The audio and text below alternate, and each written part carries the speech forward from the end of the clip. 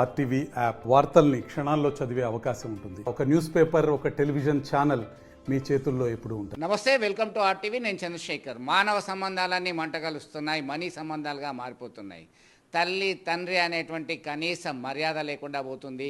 పోలీసులను ఆశ్రయించే వృద్ధుల సంఖ్య రోజు రోజుకు పెరుగుతుంది. తాజాగా మానకొండూరు, తిమ్మాపూర్ మండలాల్లో, అలాగే కరీంనగర్లో సైతం ఇలాంటి ఘటనలు రోజు రోజుకు పెరుగుతున్నాయి. మనతో మాట్లాడడానికి సిఐ సదన్ ఉన్నారు. సదన్ గారు, చెప్పండి, మీ దృష్టికి వచ్చినటువంటి ఘటనలు ఈ మధ్యకాలంలో కూడా చాలా వస్తున్నాయి. ఏ స్టేషన్ దగ్గరికి వెళ్ళినా కానీ ఏదో ఒక రోజు పోలీస్ స్టేషన్లు మెట్లెక్కినటువంటి పేరెంట్స్ వాళ్ళ కన్న కొడుకు కన్నబిడ్డ చూడట్లేదు. పిల్లలు ఉంటారు, ఇతర దేశాల్లో ఉన్నవారి పరిస్థితి సరే, ఇక్కడ ఉండి కూడా చూడనటువంటి ధకలాలు రోజు రోజుకు పెరిగి చాలా విషాద గాథల్ని తలపిస్తున్నటువంటి పరిస్థితి. ఎస్, తప్పకుండా మీరు అన్నట్లు రోజు రోజుకు ఈ వృద్ధులు ఎవరైతే ఉన్నారో వాళ్ళు అచేతన స్థితిలో పడి ఉంటున్నారు. ఎదిగిన కొడుకులు సాధకంలో ఉంటారనే ఆశతో ఉన్నటువంటి తల్లిదండ్రులకు చాలా చేదు అనుభవాలు ఎదురవుతున్నాయి. ఈ మధ్యలో వెల్దీలో నుంచి మల్లమ్మ వడ్లూరి మాకు పిటిషన్ ఇవ్వడం జరిగింది. ఇద్దరు కొడుకులు, పెద్ద కొడుకు కొన్ని రోజులు, ఒక నెల, చిన్న కొడుకు ఒక నెల, ఇట్లా వంతుల వారిగా పెంపకం జరిగేటువంటి తరుణంలో ఒకరోజు మాకు పిటిషన్ వచ్చింది. ఏంటంటే మా చిన్న కొడుకు వంత వచ్చేప్పటికీ ఇల్లుకు తాళం వేసుకొని వెళ్ళిపోయాడు, నేను రోడ్డు మీదనే ఉంటున్నా అనేటువంటి సమాచారం మేరకు మేము ఆ గ్రామం సందర్శించిన తర్వాత మాకు తెలిసినటువంటి ఒక విచిత్రమైన పరిస్థితి ఏంటంటే, వాళ్ళ భర్త కట్టుకున్న ఇల్లు ఏదైతే ఉందో అతను చనిపోయి 1 year అవుతుంది.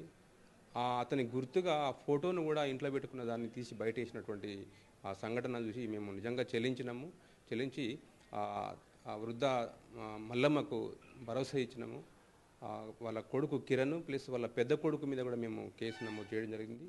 ఈ సీనియర్ సిటిజన్ యాక్ట్ ప్రకారంగా అది మేము ఆర్డీఓ గారికి పంపడం జరిగింది. ఏం చెప్తున్నాయి? సీనియర్ సిటిజన్స్ యాక్ట్ అనేది కేంద్ర ప్రభుత్వం ప్రతిష్టాత్మకంగా తీసుకొని ఇంప్లిమెంట్ చేసింది. దాని రాష్ట్రాలు కూడా ఇంప్లిమెంట్ చేస్తున్నటువంటి పరిస్థితి. ఎందుకంటే రోజు రోజుకు వృద్ధుల సంఖ్య పెరుగుతుంది, వారి యొక్క జీవన ప్రమాణాలు మెరుగవుతున్నాయి అనేది ఒక విషయం అయితే, వాళ్ళు అనాథలుగా మారుతున్నటువంటి దుస్థితి ఉంది. వీటిని కాపాడడానికి ఆ చట్టాలు ఏం చెప్తున్నాయి? ఎస్, దీనిలో క్లియర్గా చట్టంలో ఏం చెప్తుందంటే, తల్లిదండ్రులు సంపాదించుకున్న ఆస్తి ఏదైతుందో వాళ్ళ ఆస్తి వాళ్ళ కొడుకులు కనుక వాళ్ళు సాకకపోతే ఆ ఆస్తి తిరిగి మళ్ళీ వాళ్ళకే ఇచ్చేటువంటి చట్టం అది క్లియర్గా మన రెవెన్యూ అధికారులకు, ముఖ్యంగా ఆర్డీఓ గారి సమక్షంలో ఇది జరుగుతుంది. సో ఈ సందర్భంగా మేము అందరి కొడుకులకు చెప్పే ముఖ్య విషయం ఏంటంటే, మీరు కనుక మీ తల్లిదండ్రులను సాకకపోతే మళ్ళీ ఆ ప్రాపర్టీస్ మీ తల్లిదండ్రులకే చెందబడతాయి. అది చట్ట ప్రకారంగా వాళ్ళకి ఇవ్వడం జరుగుతుంది. కాబట్టి దీన్ని దృష్టిలో పెట్టుకొని అక్కడ దాకా పోకుండా మీకున్న పరిధిలోనే మీ పిల్లల్ని కనుక, మీ తల్లిదండ్రులను కనుక వాళ్ళను సాధితే నెలవారీ వంతులు అనేది అది కొంత ఇబ్బందికరమే. అసలు వంతులు పెట్టేటువంటి సిస్టము వాళ్ళు చిన్నప్పుడు తల్లిదండ్రులు చేయలేదు. ఎవరికి ఎంతైతే అంత పెట్టిరు, కానీ 30 రోజులు 31 రోజు వస్తే మళ్ళీ క్వశ్చనే ఉంది, వాడు 30 రోజులు వీడు 31 రోజు అనేది అంటే చెప్తున్నా.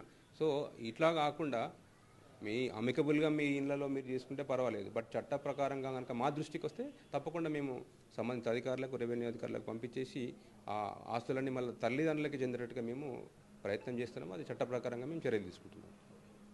సో చూశారు కదా, ఉగ్గుపాలతో పెంచి పెద్ద చేసినటువంటి తల్లిదండ్రులు భారంగా మారిపోతున్నారు. తల్లిదండ్రులకు పిల్లలు ఎప్పుడు కూడా భారం కారు. ఎంతమంది ఉన్నప్పటికీ వారి యొక్క ఉన్నత స్థితికి విద్యా వ్యవస్థ నుంచి మొదలుకొంటే ఉపాధి కల్పించేంతవరకు తోడు నీడగా ఉంటారు. ఒక్కసారిగా వారు సెటిల్ అయిన తర్వాత తల్లిదండ్రులను పట్టించుకున్న పాపాన పోవట్లేదు. ఇలాంటి వారి సంఖ్య రోజు రోజుకు పెరుగుతుంది.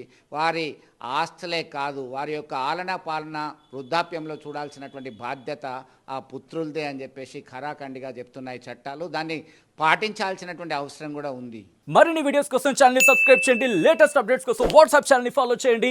అండ్ లింక్ డిస్క్రిప్షన్ లో ఉంది.